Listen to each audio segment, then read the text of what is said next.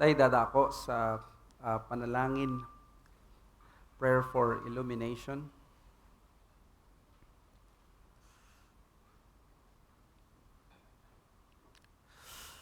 Lumalapit kami sa inyo, aming mabiyayang Diyos. Gusto namin na i-declare kung ang aming sitwasyon ngayon. We recognize that we are creatures who do not live by bread alone, but by every word that comes from your mouth. Panginoon, make us hungry for this heavenly food, that it may nourish us today in ways of eternal life. Make this bread the bread of our souls, so that we will no longer feel the famine and that poverty in our souls. Lord, illumine us by the power of the Spirit. Open our eyes that we may behold the wondrous things of your law. Alam namin kung wala ang pagkilos ng inyong banal na Espiritu, ay wala kaming maiintindihan. Sapagkat ang inyong salita, maaaring basahin, mapakinggan, may pangaral ng sino man, ngunit kung wala ang kapangyarihan ng banal mong Espiritu, walang magiging silbi ito.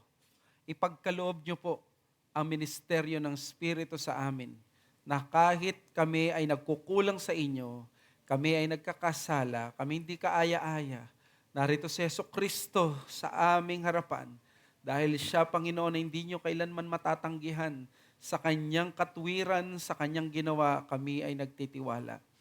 Kaya, Panginoon, illumine our minds.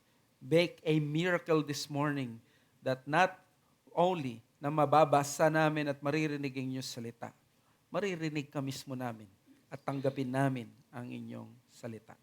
Ito po ang aming samot dalangin sa pangalan ng Panginoong Yesus. Amen.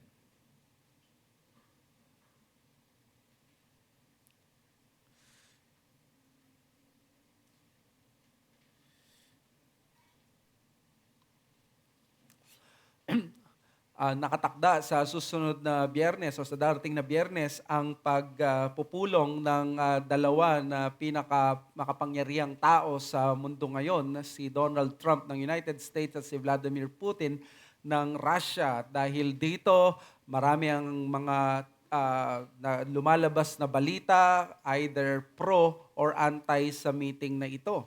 Well, ang masasabi ko lamang kapag nagkaroon ng meeting or pagpupulong ang leader ng Amerika at ng Russia, hindi lamang dapat ito tutukan ng mundo, kundi ituring ito na napakahalaga sapagkat alam natin kung ano ang pwedeng mangyari hindi lamang sa kanilang mga bansa, kundi maging sa buong planeta kapag ang dalawang bansa na ito ay hindi nagkaroon ng pagkakaunawaan sa kanilang arsenal at sa kanilang mga kapangyarihan, ay maaaring magkaroon ng away at pwedeng pagmulan ng isang nuclear war na sisira sa buong sibilisasyon natin. Kaya naman nakakatakot na ma-involve ang dalawang ito directly sa giyera. Malayong mangyari ito, salamat sa Diyos, sa darating na Biyernes dahil magiging peace talk ang mangyayari sa Biyernes. Pero pinapakita lamang nito na kapag Amerika at Russia ang nagpupulong ay na-threaten ang ating kapayapaan or ang ating pamumuhay. We cannot just simply allow them to talk at hindi tayo mangingialam. Pero tayo bilang mga Kristiyano, kahit na may banta ng nuclear war, ang pananampalataya natin ay nagbibigay sa atin hindi lamang ng ganitong confidence or assurance, nagbibigay din ito ng comfort. Alam natin na ang mundo ay hindi matatapos sa pamamagitan ng nuclear war. Ang kasaysayan ay matatapos sa pagbabalik ng Panginoong Jesus. Kaya naman, dito sa ating babasahin, ang magiging huling mga araw ni Jacob ay hindi patungkol sa kapangyarihan ng Egypt, kundi siya mismo ay nais niya na mapadpad doon sa promised land. At doon sa promised land na yon ay titingin siya sa pangako ng Diyos. That at the end of the day, sa kabila ng impending na kamatayan or paparating na kamatayan ng isang mananampalataya, may mas higit na malakas na kapangyarihan kaysa sa kamatayan. Ito ang pananampalataya niya sa mga pangako ng Diyos. Nais kong magbigay ng comfort sa ating mga puso dito sa Genesis 47 verses 27 to chapter 48 verse 22. Now, this section ay magandang panatiling isang section, pero sa sobrang haba niya, we will just be able to i-divide natin siya sa dalawa, pero dapat actually, ang magandang mangyari ay magkakasama ito hanggang 48. Kaya hayaan yung basahin ko hanggang 48. Sa chapter 47 verses, punta na tayo sa verse 27 mismo. Ito ang sinasabi ng salita ng Diyos. Thus Israel settled in the land of Egypt, in the land of Goshen. And they gained possessions in it, and were fruitful, and multiplied greatly. And Jacob lived in the land of Egypt 17 years. So the days of Jacob, the years of his life, were 147 years. And when the time drew near that Israel must die, he called his son Joseph and said to him, If now I have found favor in your sight, put your hand under my thigh and promise to deal kindly and truly with me. Do not bury me in Egypt, but let me lie with my fathers. Carry me out of Egypt and bury me in their burying place. He answered, I will do as you have said. And he said, Swear to me. And he swore to him. Then Israel bowed himself upon the head of his bed. Tuloy natin. After this, Joseph was told, Behold, your father is ill. So he took with him his two sons, Manasseh and Ephraim. And it was told to Jacob, Your son Joseph has come to you. Then Israel summoned his strength and sat up in bed. And Jacob said to Joseph, God Almighty appeared to me at Luz in the land of Canaan and blessed me and said to me, Behold, I will make you fruitful and multiply you, and I will make of you a company of peoples and will give this land to your offspring after you for an everlasting possession. And now your two sons who were born to you in the land of Egypt before I came to you in Egypt are mine. Ephraim and Manasseh shall be mine, as Reuben and Simeon are. And the children that you fathered after them shall be yours. They shall be called by the name of their brothers in their inheritance.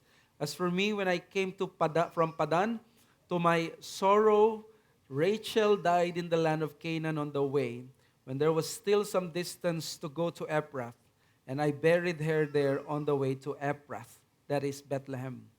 When Israel saw Joseph's son, he said, Who are these? Joseph said to his father, They are my sons, whom God has given me here. And he said, Bring them to me, please, that I may bless them. Now the eyes of Israel were dim with age, so that he could not see.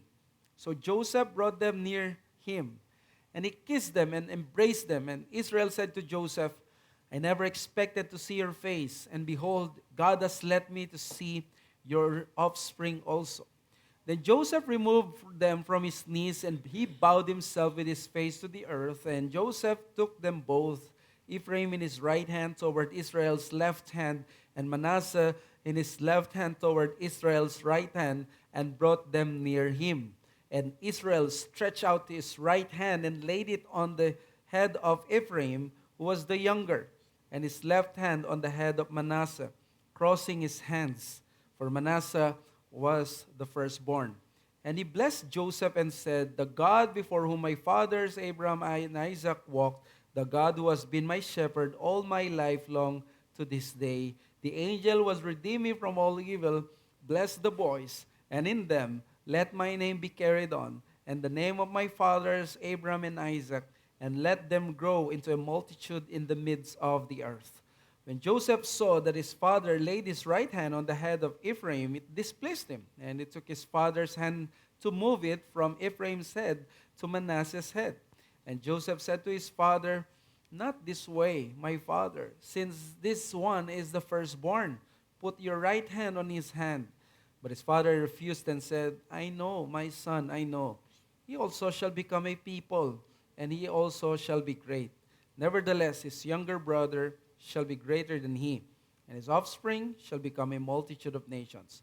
So he blessed them that day, saying, by you Israel will pronounce blessing, saying, God make you as Ephraim and as Manasseh. Thus he put Ephraim before Manasseh. Then Israel said to Joseph, behold, I am about to die, but God will be with you and will bring you again to the land of your fathers. Moreover, I have given to you rather than you to your brothers one mountain slope that I took from the hand of the Amorites with my sword and with my bow. Napakaganda po ng salita ng Diyos. Ang kainaman ng Lectio Continua ay pinupuwersa ka na mag-stick doon sa text ng Scripture kaysa sa kagustuhan mo bilang preacher. Because if you will ask me, I would rather be preaching sa Genesis 48 with that one of the most beautiful chapters ng Genesis, yung pagbibigay ng blessing ni Jacob sa kanyang mga anak. And that would be, of course, next Sunday. But we will focus dito sa remaining verses ng chapter 47. Well, what I have read to you ay yung continuation ng report ng blessings ng Egypt because of the covenant. Ang Genesis 47 and 48 ay magkakambal, magkadugtong. Pinapakita dito yung maraming mga pagpapala. Pinagpala ng Diyos ang mga kapatid ni Jacob. Pinagpala ng Diyos through the covenant even si Pharaoh. Pinagpala ng Panginoon even ang Egypt. Pinagpala ni Yahweh pati ang mga Egyptians. And then dito sa passage natin, pinagpala ng Diyos ang mga Israelita. And then si Jacob ay pinagpala din at nagkaroon ng mahabang buhay. At hindi lamang yon, hindi lamang si Jacob ang pinagpala. Pagdating sa chapter 48, pati si Joseph na naging means para pagpalain ang mga to, pinagpala din siya. Pati yung mga anak ni Joseph. So everything about Genesis 47 and 48, they are all about the blessings of the Lord. In the words of Joel Beakey, this is the happy chapters ng Genesis at Josephian narrative. Well, in the context, ang verses 27 to 28 ng Genesis 47 is the transition from what has gone before.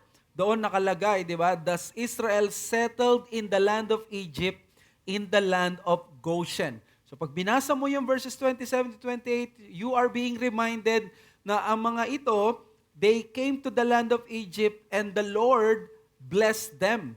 And now, sa verses 29 to 31, the author is talking about Jacob's death. This is a quick summary ng buhay ni Israel at yung kanyang stint doon sa Egypt. Verses 27 to 28, sinabi, Israel came to Egypt in the land of Goshen. Verses 29, sabi niya, he is about to die. So kumbaga, binigyan tayo ng summary ng kanyang buhay sa Egypt. Ang kamatayan ni Jacob ang umiikot sa issue dito ng pagpapala. At dahil sabi nga ni Joel Beakey, these are the happy chapters, we cannot separate the two. Scholars still believe that Genesis 48 is connected with the last verses ng Genesis 47. Dahil from one section about Jacob's great faith in the face of an impending death, magandang matanong din natin ito, ano mangyayari sa isang lingkod ng Diyos sa harap na paparating na kamatayan? Siya ba ay katulad ng marami na takot, nababalot ng pagkatakot? Alam natin, marami ang nagyayabang na hindi sila natatakot kapag sila ay haharap sa kamatayan. Napaka-popular ng song na My Way ni Frank Sinatra. That this person, when the end is near, he was facing the final curtain, yet he was unbowed. He was unrepentant. He was at the height of folly that he was able to preach to the world that he will face the end not with the words of the one who kneels. Napaka-taas ng taong ito. Well, sa totoo lang, hanggang ganito lamang ang pagyayabang ng maraming mga tao habang hindi pa dumarating ang kamatayan. Pero pag binasa mo ang accounts ng mga taong sikat at makapangyarihan at matatalino, the moment na paparating na mismo yung kamatayan, makikita mo yung mga binitawan nilang salita, nagre-reveal na ang mga tao takot pagdating sa kamatayan. Punong-puno sila ng takot dahil sa kamatayan. Hindi pala nagbibiro ang kamatayan. Masyado itong malakas at nakaka-intimidate na kalaban. Walang nagtatagumpay sa kamatayan except the one na namatay ng Biyernes at siya ay muling nabuhay pagka-araw ng Linggo. Ito in fact ang ina-anticipate ni Jacob. Hindi siya foolish na katulad nung nagsulat ng My Way.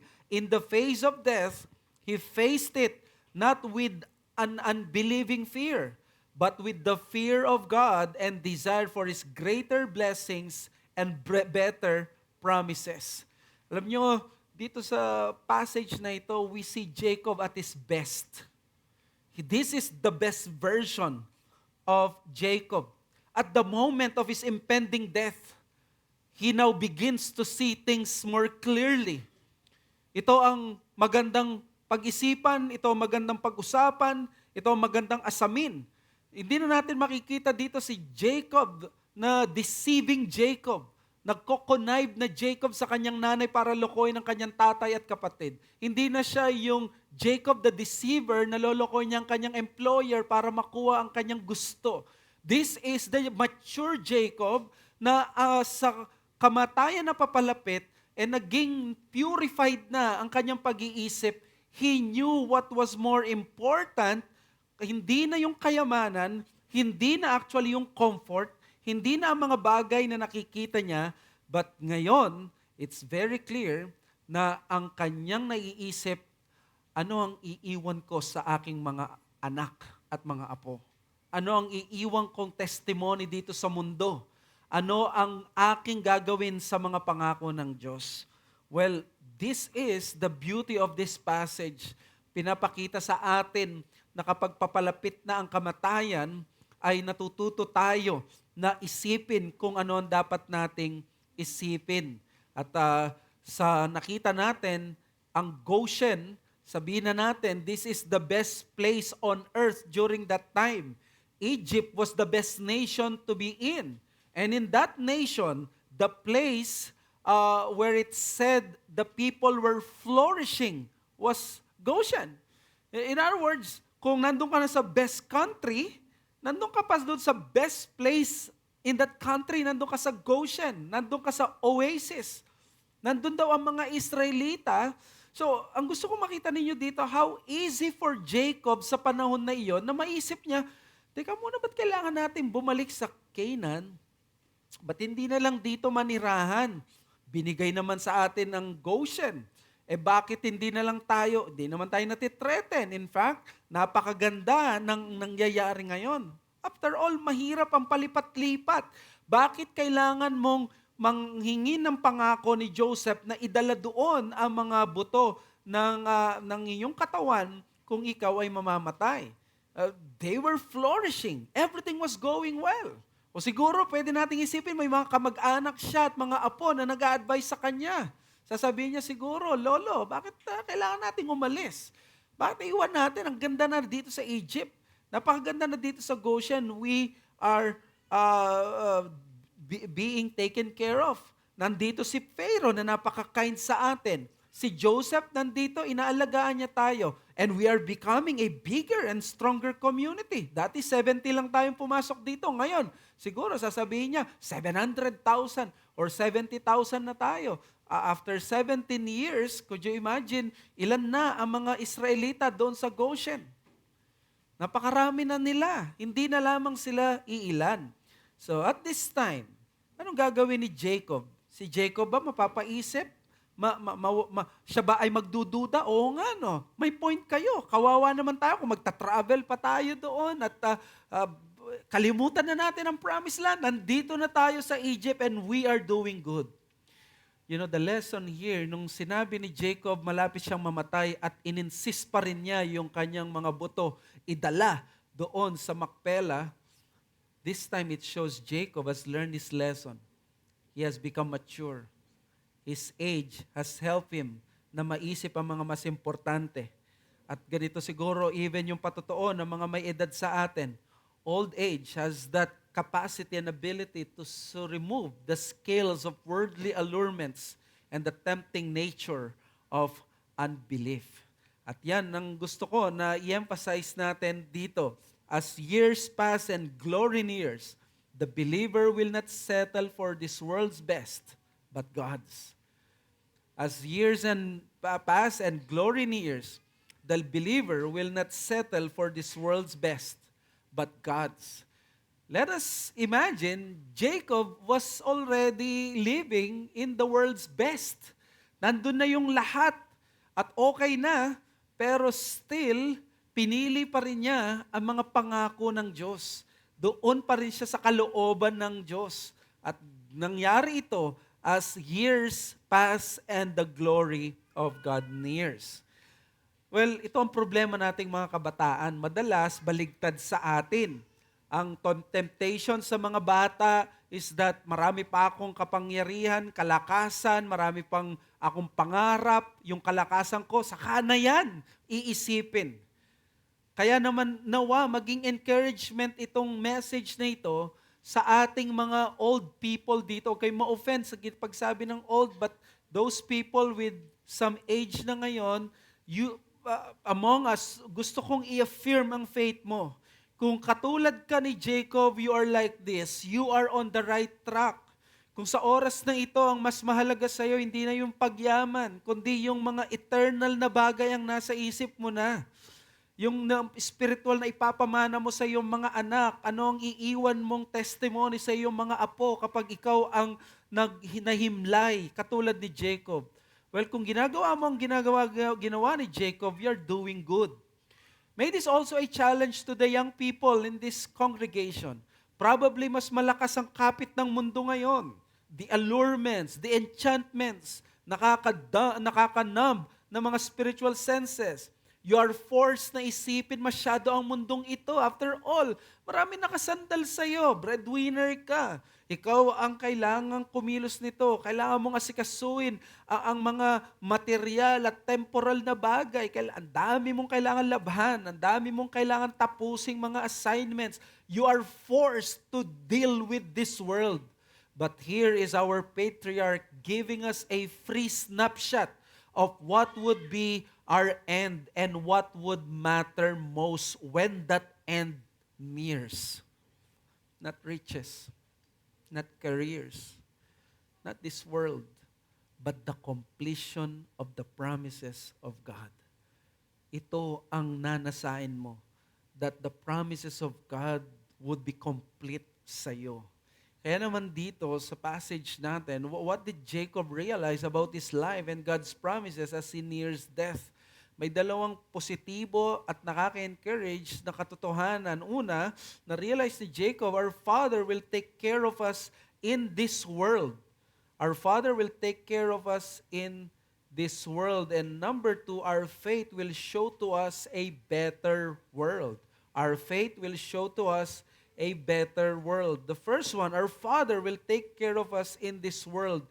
Sabi sa verses 27 to 28, let me read. Thus Israel settled in the land of Egypt, in the land of Goshen, and they gained possessions in it, and were fruitful and multiplied greatly. And Jacob lived in the land of Egypt 17 years. So the days of Jacob, the years of his life were 147 years.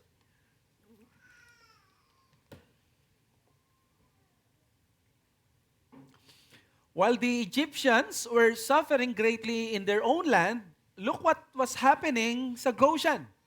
The Lord was blessing Israel, and not only blessing, they were flourishing. Ano ba yung context nito? Di ba, in Genesis 47, ni-report na ang mga Egyptians halos ibenta na nila lahat. In fact, binenta talaga nila lahat literally mula sa kanilang mga ari-arian, sa kanilang mga alagang hayop, pati sa kanilang mga lupain, pati yung kanilang mga sarili. Binenta na nila kay Pharaoh para lang mag-survive dito sa 7-year famine na ito. Sabi sa verse 27, thus Israel settled in the land of Egypt, in the land of Goshen, and they gained possessions in it and were fruitful in the land. Nakita niyo yung deliberate use ng plural verb to indicate na ang tinutukoy niyang Israel dito, hindi lang si Jacob, kundi yung buong bansa na. Ang pinapakita niya dito, the whole covenant people of God, sila ang nakinabang doon sa sinabing fruitfulness at nagmultiply sila. Now siguro, tinatanong nyo, meron bang connection ng 17 years? Well, the truth is meron. Alam nyo kung ano yung 17 years na yun na binigay ng Diyos sa Kanya? Those were the 17 years na kasama niya si Joseph bago mawalay sa Kanya. Ang kabutihan ng Diyos, nung inalis si Joseph sa Kanya ng 17 years, ibinalik ng Diyos ang additional 17 years na yon para magdoble na 34 years niyang makasama. Dito nagkaroon sila ng lupain, naging masagana at marami sila. Terminologies to ng favor ng Diyos. Ang Goshen o Ramesses ang tawag, paulit-ulit na binanggit na special at kakaibang lupa. Sabi ni Liam Gallagher, the land of Goshen, as it was called in Joseph's day, is called the land of Ramesses in Moses' time. It lay east of the Nile Delta and was very fertile. Twice it is described as the best, or literally the good, which God gives to Adam and Eve in Genesis chapter 1 and 2.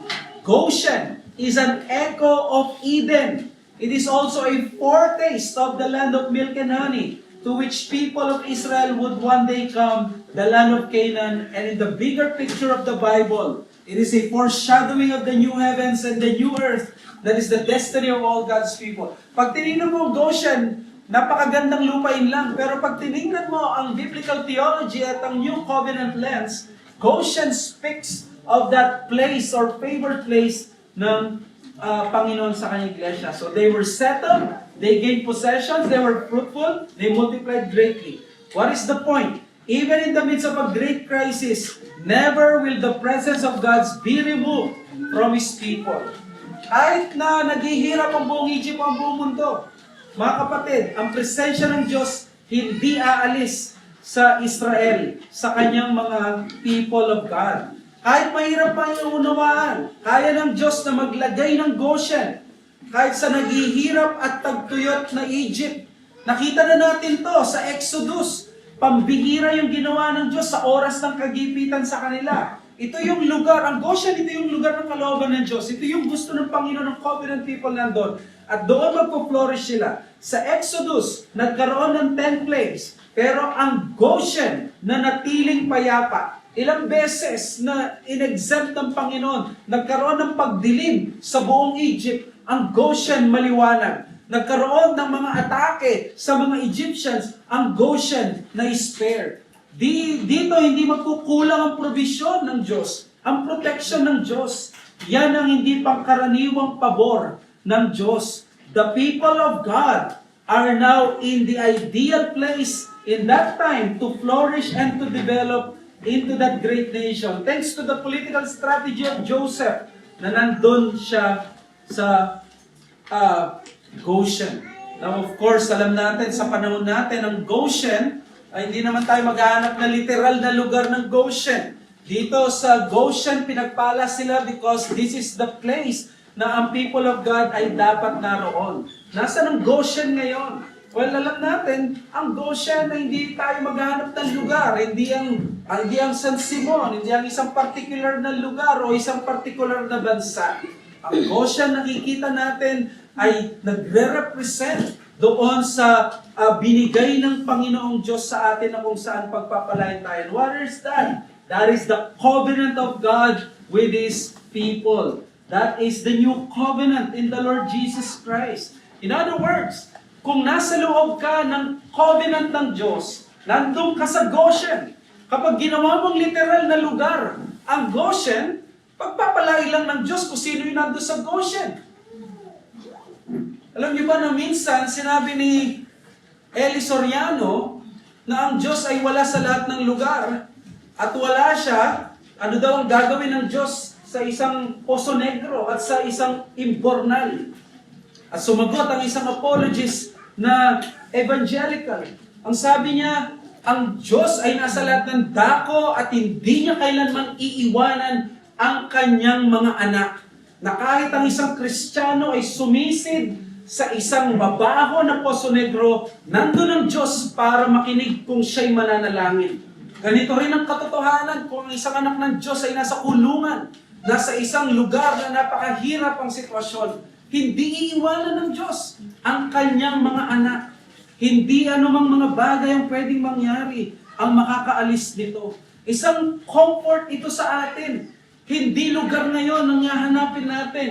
Isa itong tipan. At ikaw ay dapat na naroon sa tipan ng Panginoon. Sapagkat kung nasan ka man, pero nasa ilalim ka ng tipan ng Diyos, applicable sa iyo ang mga pangako ng Diyos, ng flourishing, ng pagpapala.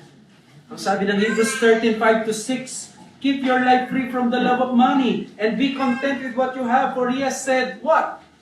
I will never leave you nor forsake you. The Lord is my helper. I will not fear.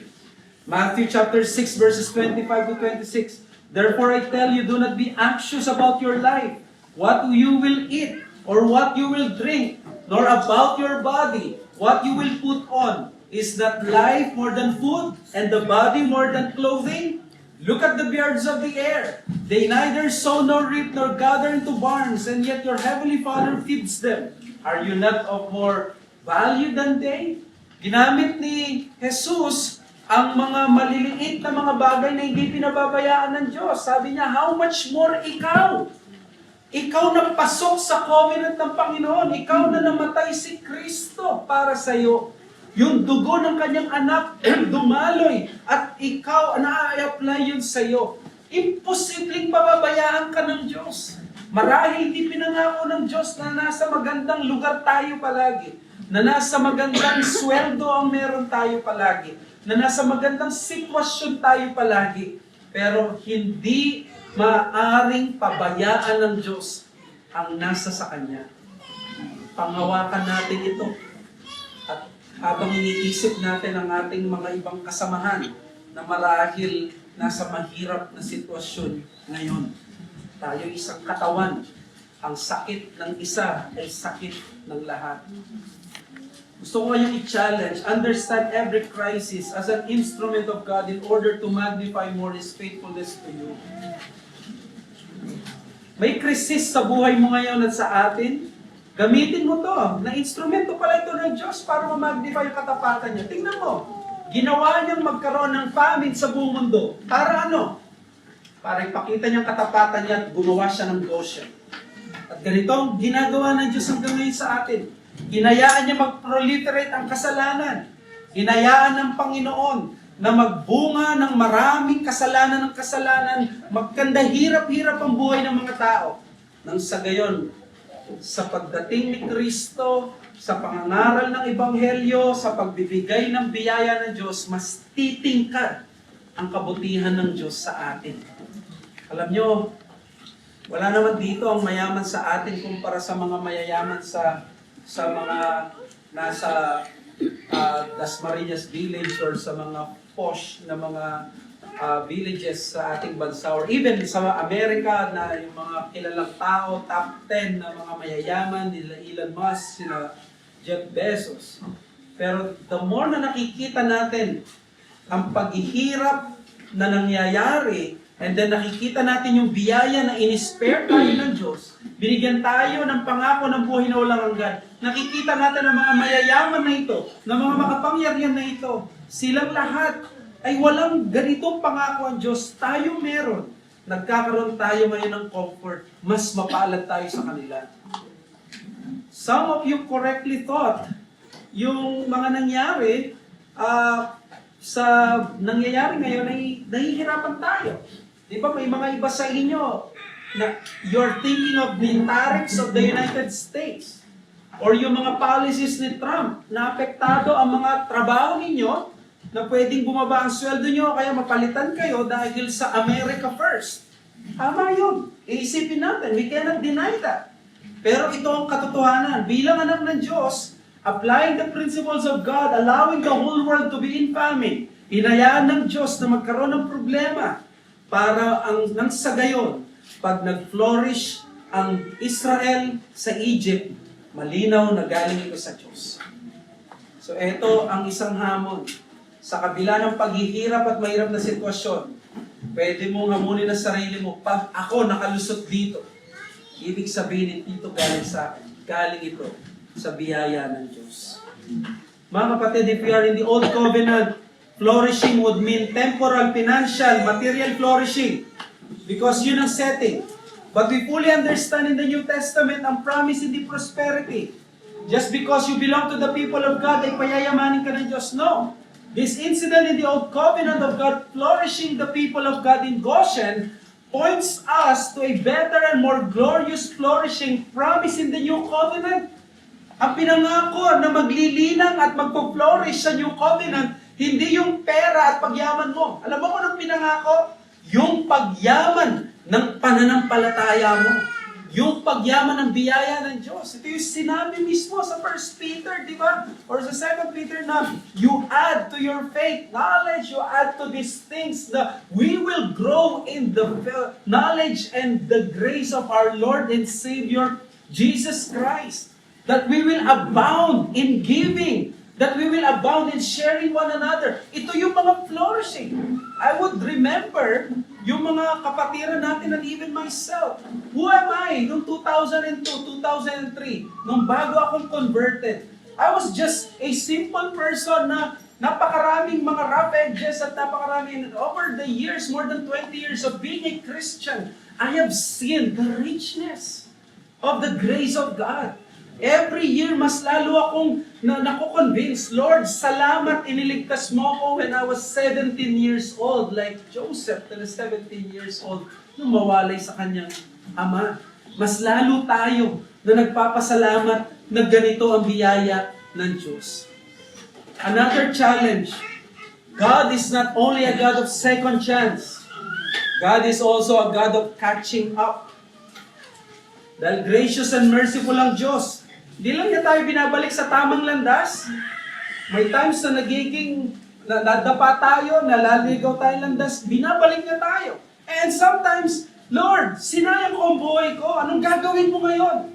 Sasabihin ng iba, tapos ka na, sinayang mo ang buhay mo, wala, hindi ka na makakabalik o makakabawi sa spiritual life mo. But you see, God is so merciful and so gracious. Na hindi ka lang niya bibigyan ng second chance at times. God will give you even more time to catch up. Narinig niyo na si Hezekiah. 15 years ang extend ng Diyos sa kanya. 15 years para lalo niyang makita ang kabutihan ng Diyos. And for sure, hindi ito ang promise ng New Covenant na may extend ang 15 years ang buhay mo. O kaya naman, Lord, dagdagan mo pa ng taon na makasama ko ang taong ito, ang pamilya ko, ang aking pamilya, ang aking mga anak, ang aking asawa. Siguro may ganun kayong panalangin. Pero sinasabi ng passage na ito, hindi pa hapon ng Diyos na dadagdagan niya yung mga taon ko. Pero what is promised in the New Covenant is the character of God, na merciful siya, gracious, that we can pray for such things. Isa sa napakagandang prayer na nakita ko at narinig ko ay ang prayer ng isang pastor sa isang Kristiyano na napariwara sa kamunduan. At nung siya ay wasted na at siya'y nahirapan na, bumalik siya sa Panginoon at ang na-realize ng taong ito, artista siya, ay sayang ang buhay ko. And when that pastor prayed for him, you know what he prayed for him? He prayed Joel chapter 1, and he said, Lord, bring back the years that the locusts have eaten in this man. The prayer that sometimes we have been disobedient to the Lord. And probably baka ang wise prayer mo ganun, Lord, bring back the years that the locusts have eaten. Are you a Christian who is full of regrets? Marami ka bang panghihinayang ngayon? Marami ka bang maling desisyong ginawa sa buhay mo? Marami bang nasayang na panahon sa iyong mga oras, sa iyong buhay? May pagkakataon bang sinamahan mong mga tao ay masasama? at mga maling tao, napabayaan mo marahil ang iyong pamilya, ang iyong iglesia, ang pananampalataya mo. Nakalimutan mo na may kaluluwa ka. But now the Lord has opened your eyes. Ito yung time na bumawi ka. Baka ito yung time na bumawi ka sa pamilya mo. Sa mga taong dapat mong gawa ng paglilingkod. Ang iglesia mo na kailangan mong bumawi. Na maraming mga taon hindi ka naging participative. Hindi ka naging malaking pagpapala. O marahil sa mga taong nagmamahal sa iyo, hindi mo binalikan ng ganitong pagpapala. Pero syempre, sa ganitong bagay, naway, panalangin natin that the Lord would bring back those years that the locusts have eaten. Makabawi ang ating mga puso, ang ating mga sarili. Pero ang pagbawi dapat natin ay nasa lente na ng bagong tipan. Doon sa New Covenant ng Panginoon, ang ating mga nagawang kasalanan ay hindi na tinuturing na tayo magdurusa. In other words, kung babawi man tayo, hindi dahil pag bumawi tayo, ay ang kasalanan natin napapatao dahil bumawi tayo. No. Ang pagbawi, ang ibig sabihin ito, ay renewed spirit. Renewed heart. At baka ito nagkukulang sa iyo. Sa mga kabataan dito, hanggang kailan mo gagamitin ang kalakasan mo para sa makamundong kaligayahan? Kailan mo gagamitin ang kalakasan mo para sa mga mabubuting mga bagay? Saan ka ngayon sa spiritual mong buhay? Nasa lugar ka ba ng pagpapala? O nasa lugar ka ng pagpapalo? Mabigat ba ang pasanin mo ngayon? Tandaan mo, ang mga bagay na pasanin mo na ito, hindi mawawala dahil lamang ikaw ay banal na magsisisi. Ang tunay na makakaibsan ng pasanin mo ay ang pagtingin mo doon sa tao na talagang pumasan ng lahat ng pasanin natin ng kasalanan, ang Panginoong Yesus. Doon kay Yesus, pinata niya ang lahat. Pinagkaloob niya ang kanyang sarili upang sa gayon tayong lahat ay magkaroon ng ganitong pagkakataon na maglingkod sa Diyos. Na sa gayon ang lakas natin, hindi natin gagamitin para sa ating sariling kaligayahan. Ang sabi ng Romans 14, walang taong nabubuhay para sa sarili lamang. Ang ibig sabihin nito, nung niligtas ka ni Kristo, hindi na ka na lamang nabubuhay para sa sarili mo. Nabubuhay ka para doon sa Panginoon na namatay para sa iyo. Nung nasa fellowship kami nung isang araw, kausap ko ang mga kabataan at sinabi ko na ang Panginoon, binibigyan niya tayo ng window para gawin ang mga bagay na ito. Ang window na nasa 20s ka at 30s, ito yung peak ng kalakasan mo. Ito yung panahon na gagamitin mo ang lakas mo para mag-prepare ka na sa paghahanda mo sa pagpapamilya. Hindi ito dapat nagagasta para lamang sa kung anumang bucket list ng gagawin mo sa buong buhay mo. Walang masama na mag-travel, walang masamang pumunta dito sa lugar na ito o gawin ang mga bagay na gusto mo. Pero dapat ang kalakasan mo na yon ay nag-iimpok ka na para sa mga darating na mas importanteng bagay. Dahil ito yung panahon ng pagpapamilya. Ito yung panahon ng panganganak. Ito yung panahon ng pag-iisip sa mga bagay na yun. Pag nasa 50 ka na, hindi mo na maiisip yan. Kahit gusto mo pang isipin, hindi mo magagawa. Tinuturuan tayo nito na magkaroon ng ganitong pagdidisiplina. Huwag nating kaligtaan na meron tayong kaluluwa, mga kapatid. At huwag tayong mawalan ng pag-asa because God will take care of us. Especially tayong mga nasa New Covenant. Baka ikaw ay bata dito, bisita, hindi mo naintindihan fully itong sinasabi ko, baka wala ka pa sa tipan ng Diyos. Baka ang kiniklaim mo, mag-church ka para yumaman ka, para maswerte ang buhay mo. Hindi ganon. Nag-church ka para marinig mo si Kristo, ang ipinagkaloob na tagapagligtas para sa mga makasalanang katulad mo, dahil nilabag mo ang kalooban ng Diyos at ngayon wala nang ibang paraan kundi ikaw ay magkaroon ng katuwiran na katanggap-tanggap sa Diyos, mapabanal ka. Walang ibang paraan kundi kay Hesukristo lamang. Si Joseph, siya ang naging pagpapala sa kanyang pamilya. Ang greater Joseph ngayon ay si Jesus para maging tagapagligtas natin. Pumunta ka sa Kanya. Si San Agustin, namuhay ng tao na napaka-immoral. Pero isa sa panalangin niya nung siya'y naligtas, isa sa na-realize niya, sabi niya, our hearts are restless till they find their rest in Thee. In other words, mananatili tayong restless hanggat hindi natin nakikita ang ating pahinga ay ang Panginoon. Hindi tayo maaaring makipag-away at makipaglaban sa Diyos. At kung nagkukulangan tayong pananampalataya, lumapit tayo sa Panginoon.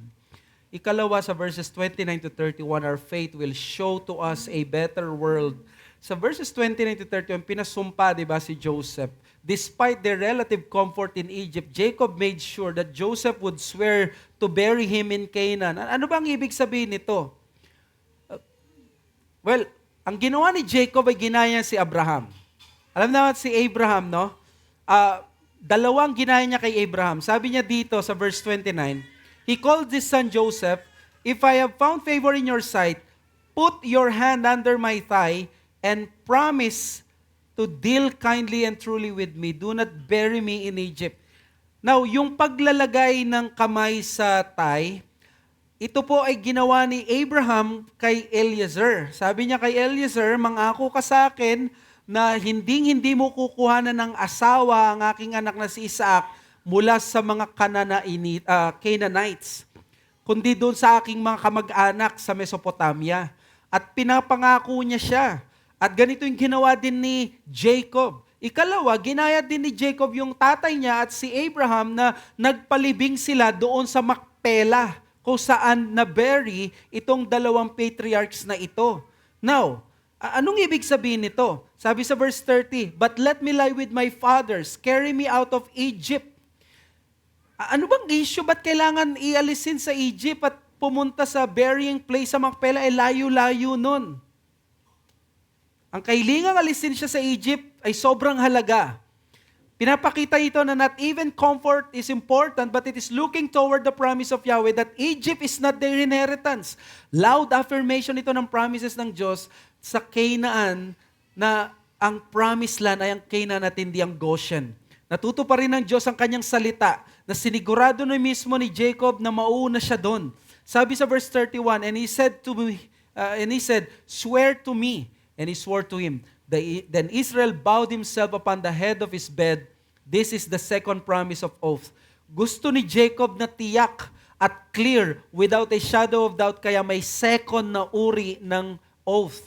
Now, anong pinapakita nito? Bakit ganito kahalaga kay Jacob? Anong importance ng mga buto niya? Bakit kailangan ni-deliver doon sa Macpela? Pwede namang angkinin yung promise, di ba? Kahit hindi dumating yung mga buto doon, pupunta naman siya sa langit eh. Makakasama naman niya si Abraham at si Isaac. Bakit kailangan idala yung buto doon? Pati si Joseph sa Genesis 50, yung mga buto niya, pag tumakas ng Israel from Egypt, dadalhin din yung mga bones niya. Ano meron sa mga buto na ito? Well, this is it. Simple declaration of faith. This is saying na ito ang nagsisilbing physical and external indication na kumakapit si Joseph at si Jacob sa mga pangako ng Diyos. Hindi siya bumitaw hanggang siya ay naging buto na lamang, doon pa rin siya nakatingin at nakayakap sa mga pangako ng Diyos. Mareremind ang lahat sa mga pangako ng Diyos pag nakita yung mga buto na yon na idadala sa Kanaan, yung prosesyon pa lang mula Goshen hanggang Kanaan, napakalayo at nakikita, may coffin, may buto dyan. Pagpapakita, Jacob was preaching inside his coffin. Jacob was preaching through the bones na nagsasabi, buhay ang pangako ng Diyos. At naging bulag siya dati, nagpabaya, ngunit ngayon sa paglapit ng kanyang kamatayan, malinaw na kay Jacob kung anong mas importante. Ang mas importante, hindi ang masarap na buhay sa Goshen, kundi ang mga pangako ng Diyos na sila ay pupunta sa promised land. At ito yung ginagawa ng death at ng adversity sa atin, death and all adversity crystallize our thoughts and hearts that God's promises are the best things in this life. Tingnan niyo ang nangyari kay Jacob. Maayos ang kalagayan. They were flourishing in Egypt, pero mas pinili niya Kanaan, promised land.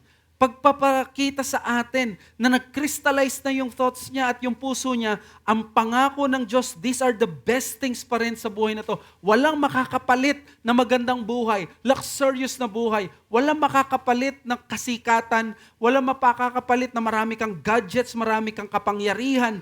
Ang pinakamagasarap na bagay sa mundong ito are those things that God has promised.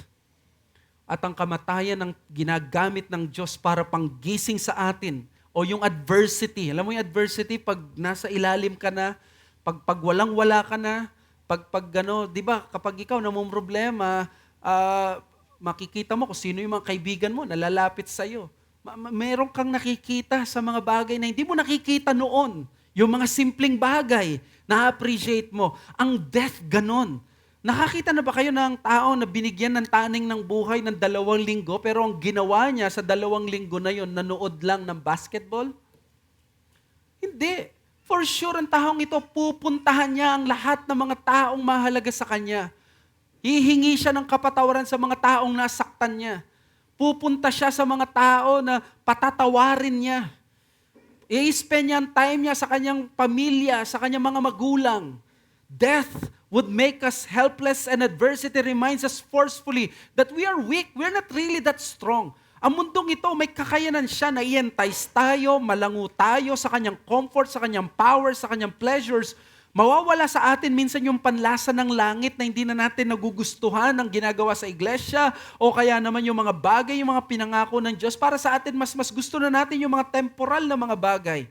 We forget those things na hanapin noon. Pero ito ang problema.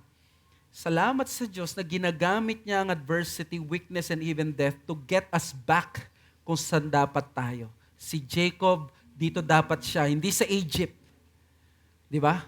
At alam nyo, with the Lord Jesus Christ dying on the cross, nakita natin na siya mismo yung kanyang katawan inilibing din. At doon sa paglibing sa kanyang katawan, naging reminder na tunay ang galit ng Diyos, tunay ang pot ng Diyos, pero tunay din ang pagliligtas ng Diyos. Kaya naman, huwag tayong tumingin lang sa buto ni Jacob. Tumingin tayo doon sa body and the bones of the greater Jacob, ang Panginoong Yesus, na siyang pinupuntahan nitong mga buto ni Jacob. Kaya naman sa atin ngayon, na mga alagad ng Diyos sa bagong tipan, tayo ay pinagpala ng Panginoon sapagkat sa pagpapalang ito na meron tayo ngayon, mas ramdam natin ang mga masasarap na bagay ng mga pangako ng Diyos. Mas nakikita na natin ang deception ng kaaway. Kay Kristo nakita natin na napaka-delikado ng pagsunod sa kautusan ni Satanas. Si Jesus, nung siya ay tinuksong 3 beses, hindi siya nag-give up. Pinakita ni Jesus ang pamumuhay na pinupuri natin ng Diyos. At yun ang sinusunod natin. Kay Kristo nakita natin na wala sa salapi ang kaligayahan. Kay Jesucristo nakita natin wala sa kapangyarihan, wala sa anumang bagay ang kaligayahan natin. Kay Jesus nakita natin ang kaligayahan natin ay ang pagpiplis sa Diyos Ama. Dito talaga tayo nagkakaroon ng kaligayahan at kasiyahan. Ano yung Westminster Shorter Catechism? What is the chief end of man? Answer, man's chief end is what? To enjoy God and to glorify God and to enjoy Him forever. I-glorify mo ang Diyos and then i-enjoy mo siya. Ang tanong ko sa iyo, na-enjoy mo ba ang Diyos? Na-enjoy mo ba yung better world na pinoprovide ng bagong tipan? Na-enjoy mo ba yung mga flourishing at mga bagong bagay at yung bagong creation? Na-enjoy mo ba yung ganun? Dati, nung unbeliever ka, ang na-enjoy mo yung bisyo. Tama? Na-enjoy mo yung buhay na pagbibigyan ng kalokohan mo.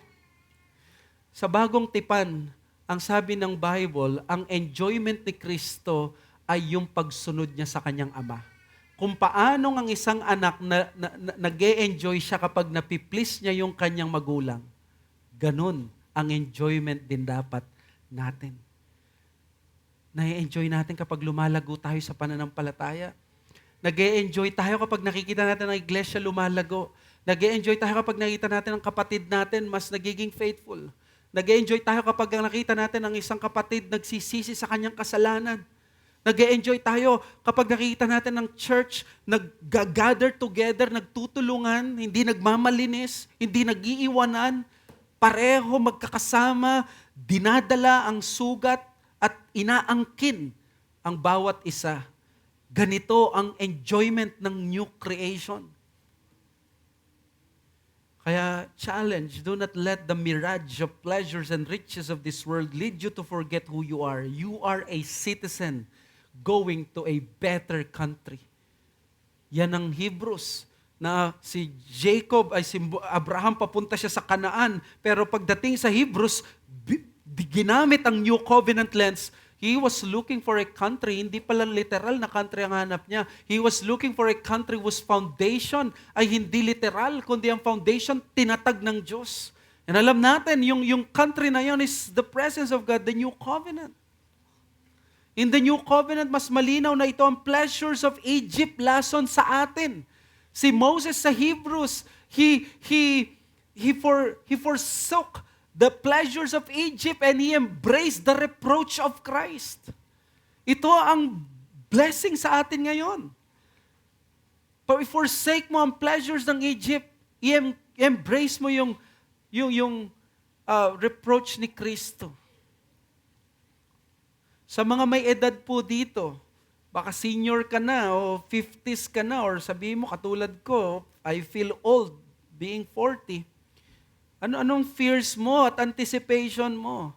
If you are a person na malapit na doon sa sabihin mo sa final years at twilight years, kung ikaw ay miyembro ng SABC at ang nasa isip mo, ano ang iiwan ko sa aking mga anak, sa aking mga apo? Praise the Lord sa'yo. Yan ang dapat mong isipin. Hindi na yung comfort mo, hindi na yung paano kaya yaman. Yes, maaaring pagkalobang ka ng Diyos ng kayamanan, but do you think? Tapos na yun. Nung panahon na nagtatrabaho ka marahil, yun yung dapat mong isipin. But this time, naging clear na sa'yo. I-share mo yan sa mga nakababata para mapigilan sila doon sa dinadaanan nila at nalululong sila sa ganitong mga wrong priorities. Kung ang isip mo, nasa edad ka na, nangihina ka na, pero napakasipag mo sa iglesia, tama ang ginagawa mo. Salamat sa Diyos sa patotoo mo na yan. Dahil nakatingin kaming mga nakababata sa inyo na itong taong ito kahit nakasaklay o kaya itong taong ito may edad na, senior na. Pero kung kumilos sa gawain ng Diyos, napakasipag, purihin ng Diyos sa inyo. Ngunit kung ikaw ay may edad, ang nasa isip mo pa rin ay pansarili o kaya namang kayamanan, nakakaawa ka. Hindi ito ang nakalagay sa bagong tipan.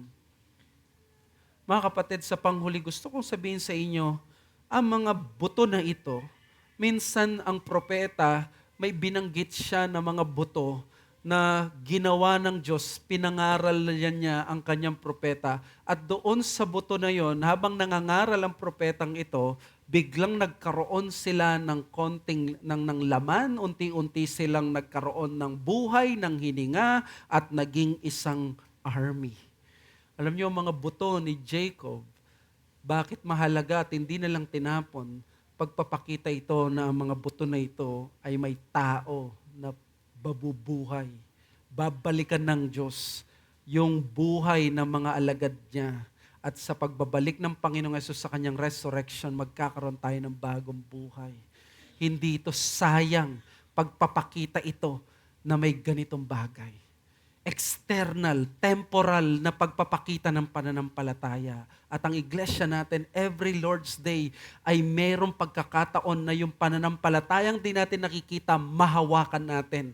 Mamaya sa Lord's Supper, pag tiningnan mo na may tinapay, may alak, may kinain ka, may hinawakan ka, nakikita mo ang external at temporal na demonstration na totoo yung mga pinapangaral natin, ang pananampalataya natin. Kaya patatagin mo ang sarili mo. Ang pag-asa ay wala sa gobyernong ito, wala sa sino mang tao na makapangyarihan o mayaman. Ang pag-asa mo bilang alagad ng Diyos ay doon sa katotohanan na naka Jesucristo. At nawa, ang mensaheng ito ay napatatag tayo na tumingin sa ating Panginoong Yesus sapagkat may mas dakila sa kamatayan at sa problema. Yan ay ang pananampalataya. Tayo manalangin. Panginoong Diyos, salamat sa amin na pakinggan. Salamat, dinala mo kami sa realization na may mas mahalaga pa sa mga bagay sa mundong ito. At yun yung mga pangako mo. At doon kami dapat magpuri at mag-excel. Nawa, Panginoon, kung nangungusap ka sa amin, may mga tao dito that we have wasted our years. We pray, that may you bring back those years that the locusts have eaten. May you make us a people who will be serving you and our families and our churches. Thank you, Panginoon. Kung meron ditong wala kay Kristo, iligtas mo po siya. Ito po ang samot dalangin namin sa pangalan ng Panginoong Yesus.